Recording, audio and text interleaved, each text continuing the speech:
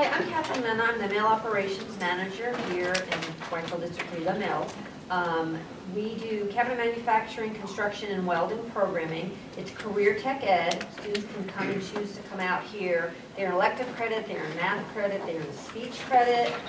They're here for 4 years, and as soon as they graduate, they are able to get jobs right into industry.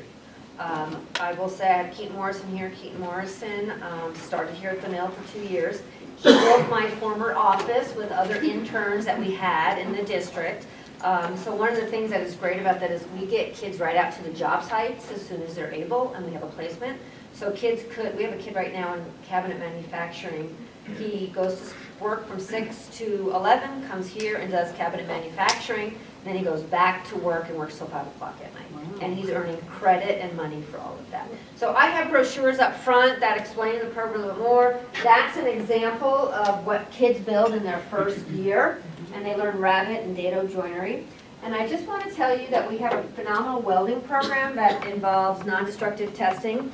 And they did a little competition last year with the plumbing and the welding kit. And I was a tiebreaker, because what you have to do is you have to weld the metal.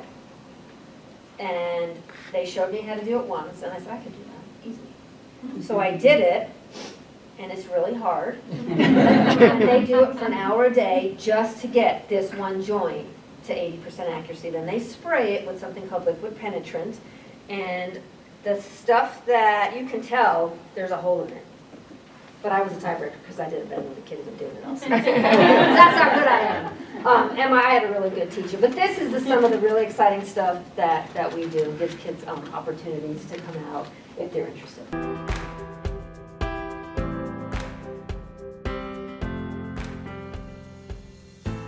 I apologize in advance. I was sick 2.5 weeks ago. Still have a cough a little bit, so this won't go away. I don't know, but I feel fine.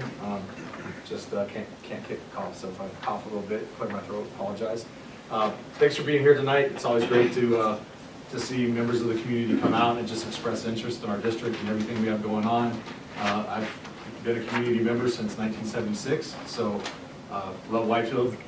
Both my kids, my daughter's 30 and my son's 26, graduated from Widefield High School, went off to college. You know, they're doing well, so I'm just proud of what Widefield has done for me and what it did for my family, and hopefully you feel the same about what it's doing for you and your families. And so what I'm here to talk about tonight is, in Widefield we're really passionate about taking care of all kids. That's why we have this amazing facility called the Mill to try to support those kids who want something a little bit different in those vocational fields. And so that's why we have programs that we have. Well, I want to talk specifically about just different alternative education programs that we have in our district. One thing that I always kind of live by is I truly believe that all kids can learn. Sometimes some students just need a different style or different place to kind of make that happen. And so my goal and my position is really make sure we have as many opportunities as possible for students to engage and get their education. And so I'll go ahead and get started. Kirk has me on a time limit here, so I kind of want to make sure I stick to that. First alternative option that I want to talk about is the Haven School, and was recently renamed to the Haven School. Previously it was D3 My Way. Started out as a small program, has kind of morphed into a K-12 school. My granddaughter is actually in kindergarten there. My daughter was thinking about homeschooling, and we had a great conversation about the Haven, and this is really, the Haven kind of supports a lot of different students, but they do have quite a few students that parents were maybe planning on homeschooling and decided to kind of make sure their child was connected to a teacher, and some socialization that's part of the school. And so there's kind of a unique set of students that go there, again including my own granddaughter. So she's had a really positive experience first semester. Super cute when I walk in that classroom, and when I say that I walk in the classroom, it's because a lot of people think that it's just an online school, but it's actually a hybrid school. So they have in-person connection times and online. That was one thing when I was the principal that oversaw that. We made a little shift because fully online is very challenging for students. There's a lot of isolation too and things like that. So really, this program, when you look at the vision, they want to create a safe and innovative learning community that supports personalized learning, collaboration, and diverse skills that apply to modern world. And really what I want to point out is that personalized learning component. So those kids get a lot of flexibility. They have asynchronous learning that they do at home, but then they also have that time in the building where they can make connections with their teachers, get interventions, enrichment opportunities, a lot of experiential learning, different things like that. They do a lot at the Haven to try to just connect and collaborate with families, partner with families. They have different like math nights where they bring families in and do different activities, a lot of recognitions of students, different things like that. Like I mentioned earlier, field experiences, hands-on learning, so they get students outside of the building. For example, I know the elementary students last year went down to the Fountain Valley Nature Center and kind of made some connections to what they were learning in the classroom by studying some nature and some biology stuff down there at the Fountain Valley Nature Center. So just do a lot of different things like that. And again, they have a very flexible schedule, personalized learning. They're in the building 2 to 3 days a week, and then the rest of the time they're online, either connecting with their teacher one-on-one in small groups or as a whole group as a class. So that's one of our options. They do have 2 mascots. They have the little puppy-looking one for the youngsters, the elementary students, and then they have the tough-looking one for the older students. So when they created the mascot, they were a little concerned that some of the younger kids would be afraid of the mean wolf there. So total enrollments, right now we're sitting at 263, 59 elementary, 78 middle school, 126, and that was as of today. So she just updated that. Next one, we're blessed with the presence of Dr. Wiggins, who's the principal at Discovery High School. What a phenomenal person he is, super passionate about kids, and especially, like I said, those kids that are just looking for something a little bit different. Vision at Discovery High School is all students who attend Discovery have the right to learn and experience success. And when they say all, they mean all. So whether a student has had academic struggles, social emotional struggles, behavioral struggles, whatever challenge they may have faced, they're there to support all students. And even when I was a principal there's a misconception that, bad kids go there, things like that. That is not the case. I mean, if you go to Discovery, we just have some amazing students who have chosen Discovery. A lot of kids have just a variety of reasons. They want a smaller learning environment. They like the Hexter format. Students, they get credits every 6 weeks instead of an entire semester. So in a semester, they have 3 6-week Hexters. So there's just a lot of different ways for students to obtain credits that just works better for them. It empowers. One thing that Discovery does a really good job of is it's just not the academic achievement, but also the life skills. So they work with students a lot on conflict resolution, communicating as an adult, anger management, a lot of those things that are going to be working in teams, a lot of those things that are going to benefit them not only in school, but in life. They offer on-site credit recovery programs, so if students are behind in credit, they can make up credits a lot faster at no cost at Discovery, so that's another benefit of going there. They don't have to pay the additional money, they can do it right there. They can still earn a high school diploma, go off to college, go to the military, do whatever they want to do there. And then again, like I mentioned earlier, a lot of kids, they just like the flexibility, the smaller class sizes, and one thing that Dr. Wiggins has started, especially with the help of Mr. Sateka bringing in a grant that has allowed us to run night classes for students. And so that's been pretty popular, and I think we've even had some that one of the teachers at the mill has ran. So that's been awesome for students, not only at Discovery, but those night classes are opened up to other students at Mesa Ridge, the Haven, or Widefield.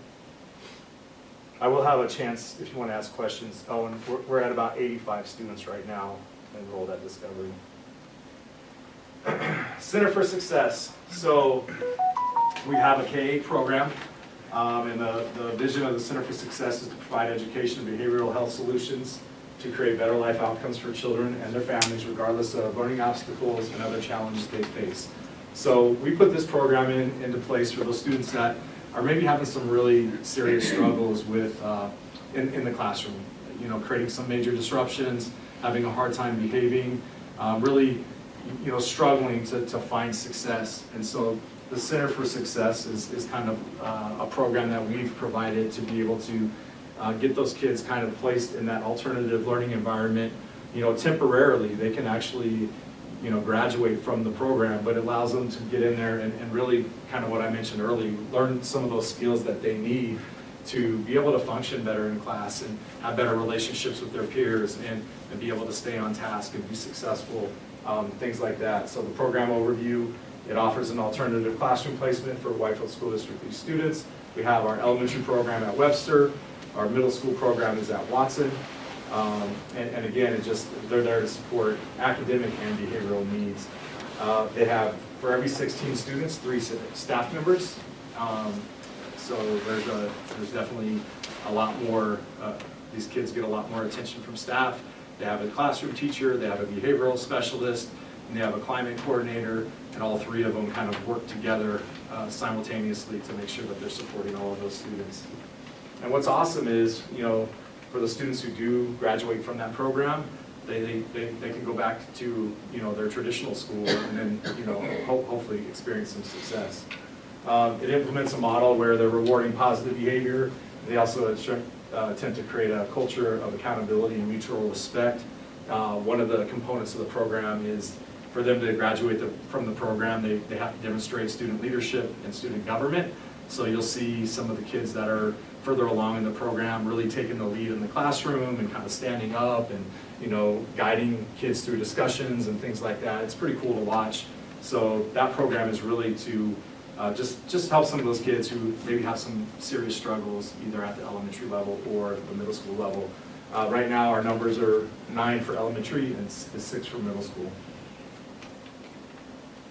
Another alternative program that we have for our high school students, every once in a while our students slip up in a class or 2 and fall a little bit behind on their road to graduation, and so we want to have some nets put in place where we can help them get caught up and walk across that stage on time.